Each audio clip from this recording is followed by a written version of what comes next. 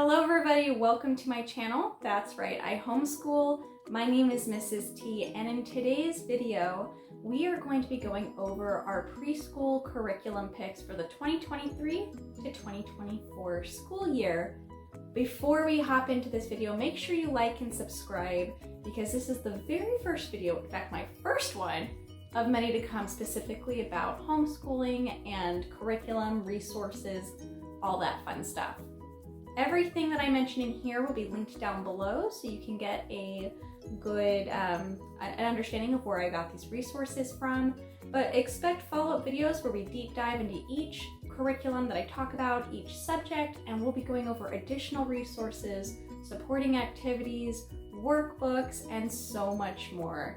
So without further ado, let's go ahead and hop into it, our preschool curriculum picks.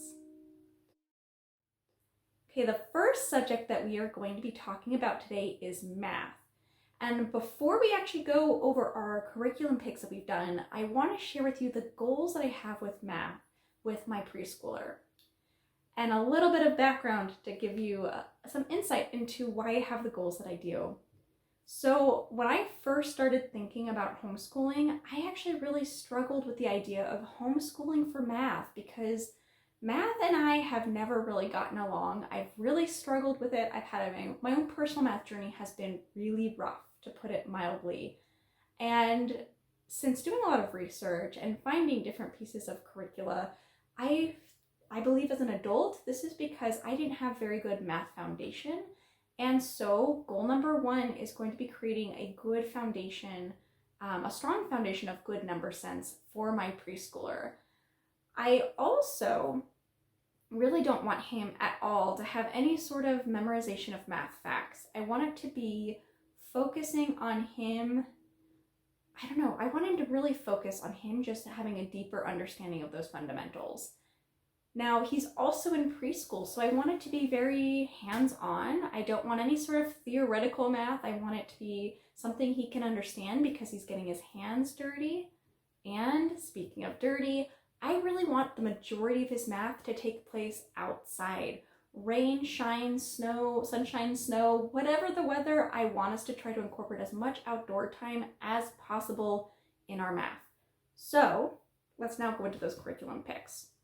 The very first one that I have here, oh my goodness, you guys, I'm so excited. And that is going to be Schiller Learning. This is their Math at Home series from their Math Kit A. This is book 1. Now, Schiller Learning is a Montessori-inspired curriculum. They do language arts and math. This is just their math. And they have what are called kits. Each kits are meant to go over a number of years. So their Math Kit 1 goes from pre-K to 3rd grade. And it is very child-led. It's very manipulative heavy. And the idea here is you go with your child at your child's pace. It is spiral approach. So you're going to start learning things in small snippets and circle back to them kind of continuously throughout the whole program, which is pretty neat. Some kids, though, don't really speak to that spiral approach. They really need that mastery. So we're going to have to see how this pans out. But I'm really excited for the manipulatives, which I have just showed you a couple of them on the screen here. So pretty excited.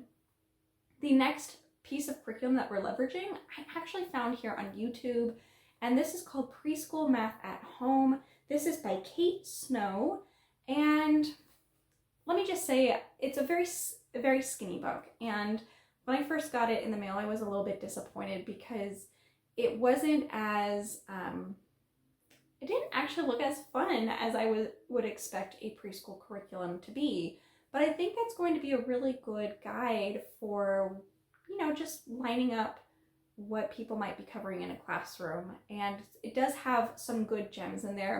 I'm not saying that it's not. If I didn't like all of it, or if I didn't like parts of it at least, we wouldn't be using it. But there are a lot of things in this that I'm looking forward to doing.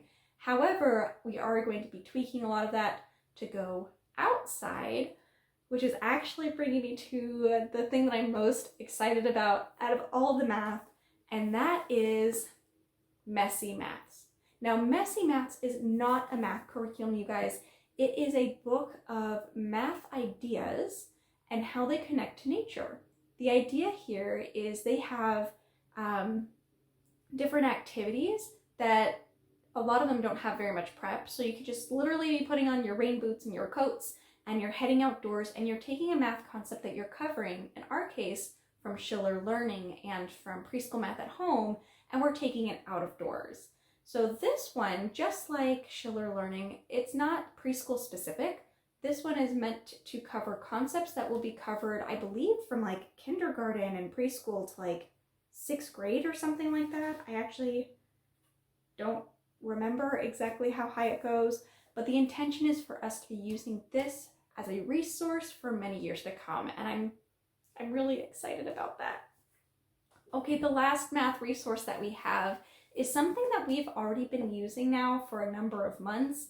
We will definitely be finishing this first book in the series and going into the second one, and that is going to be Critical Thinking Company's Mathematical Reasoning, Beginning 1, and then also Beginning 2, which I'll put a little picture of Beginning 2 up here so you can see it. Basically, this, my preschooler and I love this book so much. We call it our Cozy Math. And basically what we do is whenever toddler is going down for a nap, there's like some days you can just kind of tell that there's like a coziness that needs to happen. And preschooler and I cuddle up with a blanket on the couch, or we go outside, but mostly it's on the couch, and we just do a couple of pages of this book. It is something we do verbally out loud, so we do have to adjust some of the instructions in here, but it's really nice. We sit there, it's basically like word problems and just drills and practices without it being like over the top. For us, we call them our math puzzles, and we love them. Okay, let's go into our next subject. So next on my list that I wanted to talk about is language arts. Now, the goal for us for the 2023 to 2024 school year is to foster a deep love of reading. Now, we do already have a good amount of love of reading in our house. In case you can't tell by my background, I personally am a big reader, so is my husband, and that has definitely been pushed to our kids in a very organic and natural way. We read a lot of books, we're doing chapter books, we're doing picture, and we do have a lot of literary discussions already. So we're going to be continuing mostly just focusing on our reading at home as a family, and also him spending time by himself getting lost in books. At this point, that's going to be with pictures because he's not reading, but that does tie to phonics. So we also have the goal of introducing phonics to our preschooler. He knows all his letters, he knows basic sounds, he's already starting to put things together, so we're going to be kind of guiding him in his journey for learning to read. Now for phonics, we are using 2 programs because I could not choose between these 2, so we are going to start with these 2, but one might fall off, one might work better than the other, I'm not sure, so we're going to see how it goes. But the one I'm most excited about right now is Alpha Phonics. Now, I don't know why I'm so excited about this one. This is a no-frills phonics program, and what I mean by that is it's not a pretty program. It's very black and white. It's just words. There's instructions for the teachers. It's some guided phonics practice, but it's very, like, your kids aren't writing. It's simple. It's simple. It is just focusing on reading. So our preschooler's not going to do any sort of writing or writing practice with that curriculum. Instead, we'll be most likely sitting together. We might write out the words that we're doing and the blends and the sounds on like a whiteboard, but mostly we're just looking at the same book and kind of making our way through it. Now, the next phonics program that I do have does have some of that writing, hands-on, individual work, and I've heard some really good reviews on this program, and that is the primer series for the Explode the Code series. So this is Get Ready for the Code, Book A. There's also Get Set, and there's Go for the Code. And I don't know, I'm really excited. We've already tested a couple of these pages, and it's working for him. So we will continue on with that, and that will give him some of that more hands-on phonics practice. Now, I talked about including some, continuing to read, but one thing I want to highlight is one of our focuses is to introduce more diverse reading with my family. Now we do, again, we go to the library a lot, so we do get a good amount of books from there, some good diverse resources, and we're very lucky to have a library that curates amazing literature for kids. On top of those library visits and all that fun stuff, I do want to share with you this resource that I found. It is called Layers of Learning. It's by Joellen McCarthy, and oh my goodness, you guys, this book is beautiful. I'm going to be doing for sure an in-depth review of this book and an in-depth flip through. But essentially what happens is there's over 200 picture books in here, and all of these are carefully curated. They look for topics that are a little bit more difficult. Sometimes some of these topics might be things like a coping with grief, coping with bullying, showing kindness. They have all different, like, sort of pretty intense themes, but it's introducing these through literature with a diverse set of books. And for us in our preschool years, we are going to be just focusing on acquiring the books, because this program is meant for K through 6th grade. And again, this is kind of a spiral approach. The idea is each year you read the same books, but you dive deeper and deeper. So you start with, just for us, exposing the literature to our children, and then you go into the next step, which is basic reading comprehension, basic questions like how are the characters feeling, and then you evaluate it as a reader even further. But what's really cool is you evaluate it then as a writer. What writing structures, what components are being used by the author that help succeed XYZ way. So I'm going to go on a lot more detail on this book in a future one. But the last resource that I want to mention here is going to be Dolly Parton's Imagination Library. Now, we are a part of this program, very lucky to be a part of it. But each of these books that come in the mail, which we won't know what they are ahead of time, do come usually with some questions, and we will be focusing on the books of the month that come from that program, and working together through these tougher conversations that come with those books. Now, I will also be doing another video where we talk more about the Imagination Library program, because it's amazing, and if you haven't heard of it, you absolutely need to. But before I get too carried away, let's get into our next subject or subjects, which is going to be French and sign language. Now, I have a background in languages, and languages have been my life for a long time now, and I want to bring that into our homeschool. I'm not a native French speaker, but I have a background in French, and I also have a little bit of a background in sign language, American Sign Language to be precise. So we have been already using both of these languages very minimally at home, but we're going to be increasing that. So we'll talk first about French.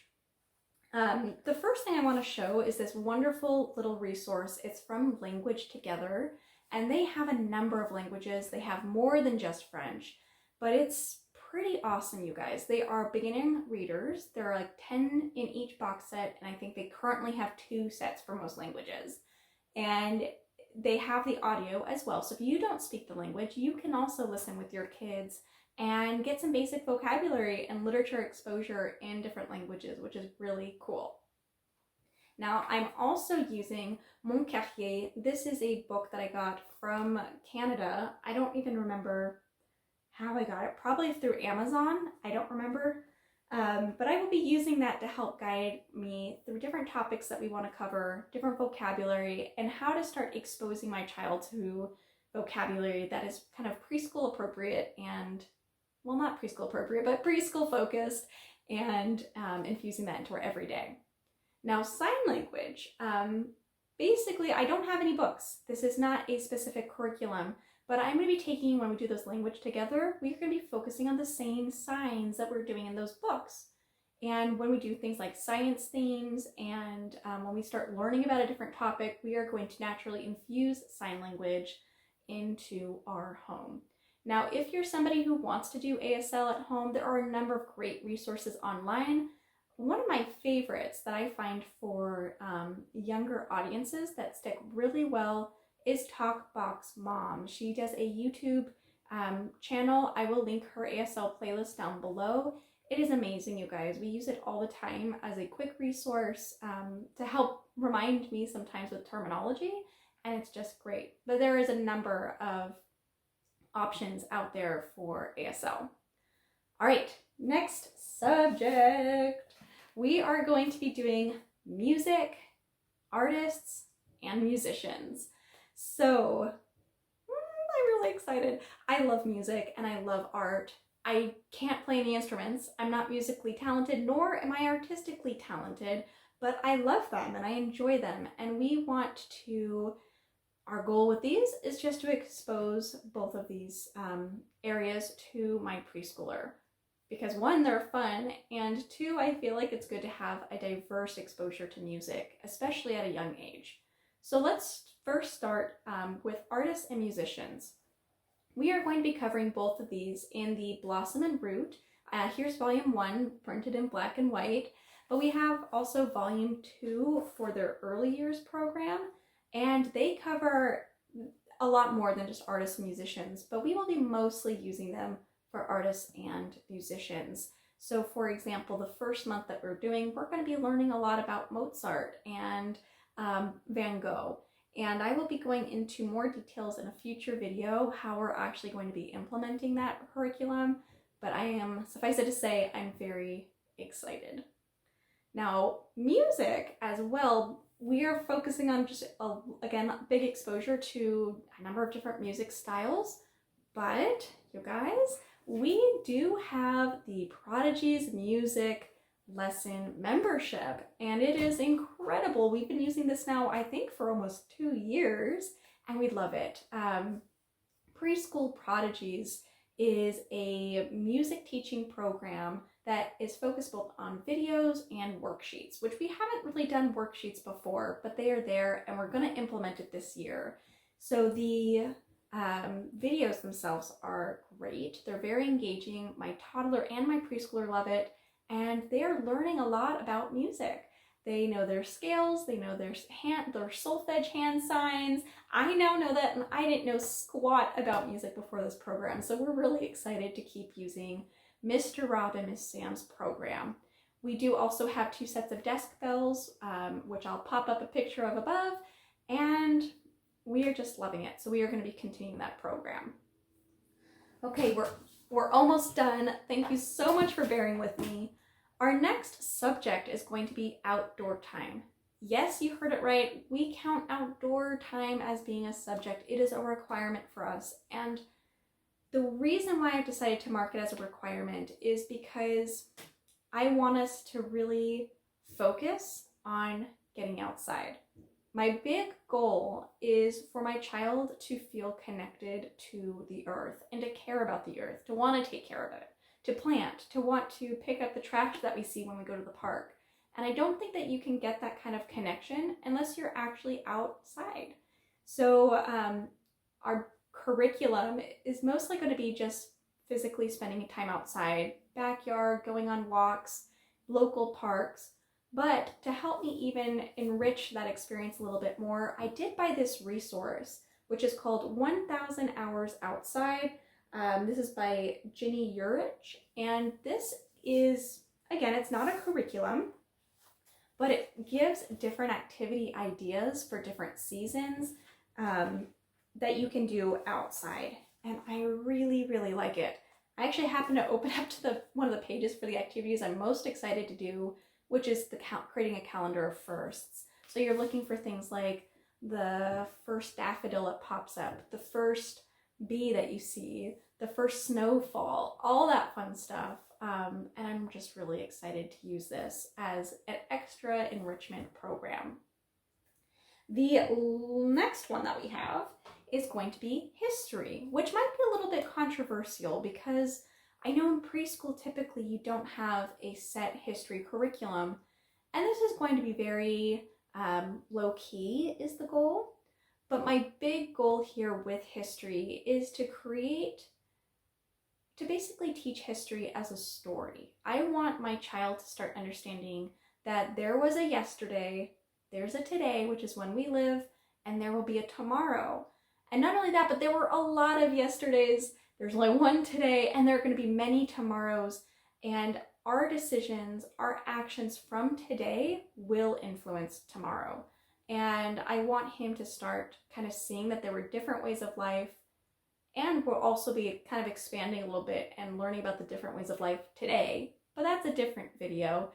And anyway, so we're going to be doing some hands-on projects and all that fun stuff, but we are going to be guided by Usborne's Time Traveler book. And this basically covers 4 areas. We have knights and castles, ancient Egyptians, ancient, what is the other one? Ancient Romans, and then we also cover the Viking Age. So we will be learning a little bit about those 4 areas, which are pretty violent, right? There's a lot of violence that comes with those 4 eras. So we will definitely be teaching preschool appropriate things and focusing more on the culture, maybe the food, activities, and games. And I have a lot of resources that are going to be supplementing this. So make sure you stick around for that video that will be coming soon. And the last thing that I want to share with you is an all-in-one curriculum that we have been using for a while now that is basically, we're using it as a supplemental resource. And that is going to be What Your Preschooler Needs to Know by Core Knowledge. Now, what I like about this particular program is it's very simple, it's easy to follow, and it's filled with pictures. It's very colorful, which you'll see in my video here. And it does come with 2 activity books. So we've been going through the first activity book. We're about halfway through, and we will probably finish the second one as well in the upcoming year. But my preschooler loves it, you guys. He loves it. We don't do it every day like it's intended to be used. We just use it whenever we feel like basically doing the workbook, and that's that. It's really simple. So that was a lot of content. I really appreciate you sticking around with me. Again, please stay tuned for more videos, because you'll notice I didn't talk about some of the other things we're going to be doing, like worksheets and activity crates like Knowledge Crate, or other resources along that line. Also, we will be doing a lot of STEM and STEAM activities, and I have a lot to talk about on that front, but that's going to be it for today. Thank you so much for sticking around with me. Again, welcome to my channel. Make sure you like and subscribe, and I will talk to you in a very soon video. You guys have a good afternoon, evening, wherever you are in the world. Bye-bye.